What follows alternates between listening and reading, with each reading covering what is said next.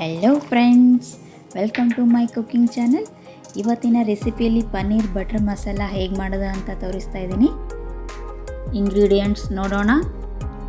200 grams paneer, 2 table spoon ಎಣ್ಣೆ, 2 table spoon ತುಪ್ಪ, 2 table spoon fresh cream, ಒಂದು ಮೀಡಿಯಮ್ ಸೈಜ್ ಈರುಳ್ಳಿ ಕಟ್ ಮಾಡಿ ಇಟ್ಕೊಂಡಿದ್ದೀನಿ, ಟೊಮ್ಯಾಟೊ ಕಟ್ ಮಾಡಿ ಇಟ್ಕೊಂಡಿದ್ದೀನಿ, ಸ್ವಲ್ಪ ಕೊತ್ತಂಬರಿ ಸೊಪ್ಪು,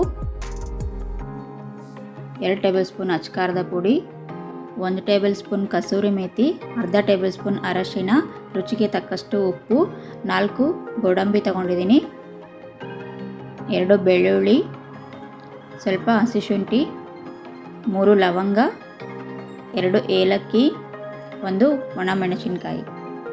ಹೇಗೆ ಮಾಡೋದು ಅಂತ ನೋಡೋಣ. ಮೊದಲಿಗೆ ಕುಕ್ಕಿಂಗ್ ಪ್ಯಾನ್ಗೆ 2 ಟೇಬಲ್ ಸ್ಪೂನ್ ಎಣ್ಣೆ ಹಾಕ್ಕೊತಾ ಇದ್ದೀನಿ, 2 ಟೇಬಲ್ ಸ್ಪೂನ್ ತುಪ್ಪ ಕರಗಿದ ಮೇಲೆ 3 ಲವಂಗ, 2 ಏಲಕ್ಕಿ ಹಾಕ್ಕೊತಾ ಇದ್ದೀನಿ,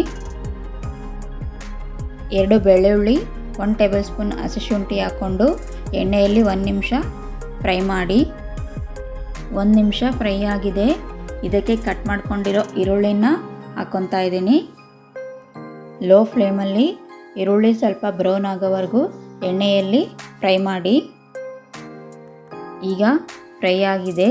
ಇದಕ್ಕೆ ಕಟ್ ಮಾಡ್ಕೊಂಡಿರೋ ಟೊಮ್ಯಾಟೋನ ಹಾಕ್ಕೊತಾ ಇದ್ದೀನಿ. ಟೊಮ್ಯಾಟೊ ಸಾಫ್ಟ್ ಆಗೋವರೆಗೂ ಎಣ್ಣೆಯಲ್ಲಿ ಫ್ರೈ ಮಾಡಿ. ಟೊಮ್ಯಾಟೊ ಎಣ್ಣೆಯಲ್ಲಿ ಫ್ರೈ ಆಗಿದೆ. 1 ಒಣಮೆಣಸಿನಕಾಯಿ, 4 ಗೋಡಂಬಿನ ಹಾಕ್ಕೊಂಡು ಫ್ರೈ ಮಾಡ್ಕೊತಾ ಇದ್ದೀನಿ. ಈಗ ಫ್ರೈ ಆಗಿದೆ. ಇದಕ್ಕೆ ಅರ್ಧ ಟೇಬಲ್ ಸ್ಪೂನ್ ಅರಶಿನ ಹಾಕ್ಕೊಂಡು ಮಿಕ್ಸ್ ಮಾಡಿ. ಮಿಕ್ಸ್ ಆದಮೇಲೆ ತಣ್ಣಗಾಗಲು ಹಾಗೆ ಇಡ್ತಾ ಇದ್ದೀನಿ. ತಣ್ಣಗಾದಮೇಲೆ ಮಿಕ್ಸಿ ಜಾರ್ಗೆ ಹಾಕ್ಕೊಂಡು ಸಣ್ಣ ರುಬ್ಕೊತಾ ಇದ್ದೀನಿ. ಸ್ವಲ್ಪ ನೀರು ಹಾಕ್ಕೊಂಡು ರುಬ್ಕೊಳ್ಳಿ. ಈ ಥರ ಪೇಸ್ಟ್ ಆಗೋವರೆಗೂ ರುಬ್ಕೊಂಡಿದ್ದೀನಿ. ಅದೇ ಪ್ಯಾನಲ್ಲಿ 1 ಟೇಬಲ್ ಸ್ಪೂನ್ ತುಪ್ಪ ಹಾಕ್ಕೊತಾ ಇದ್ದೀನಿ. ಸ್ವಲ್ಪ ಈರುಳ್ಳಿ, 1 ಹಸಿಮೆಣಸಿನ್ಕಾಯಿ ಕಟ್ ಮಾಡ್ಕೊಂಡು ಹಾಕ್ಕೊಳ್ಳಿ. ಇದನ್ನು ಎಣ್ಣೆಯಲ್ಲಿ ಫ್ರೈ ಮಾಡೋಣ. ಫ್ರೈ ಆಗಿದೆ.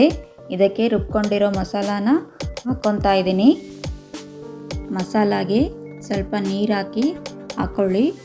ಇದಕ್ಕೆ 1 ಟೇಬಲ್ ಸ್ಪೂನ್ ಉಪ್ಪು ಮತ್ತು 2 ಟೇಬಲ್ ಸ್ಪೂನ್ ಖಾರದ ಪುಡಿ ಹಾಕ್ಕೊತಾ ಇದ್ದೀನಿ. ಮಸಾಲ ಜೊತೆ ಚೆನ್ನಾಗಿ ಮಿಕ್ಸ್ ಮಾಡಿ.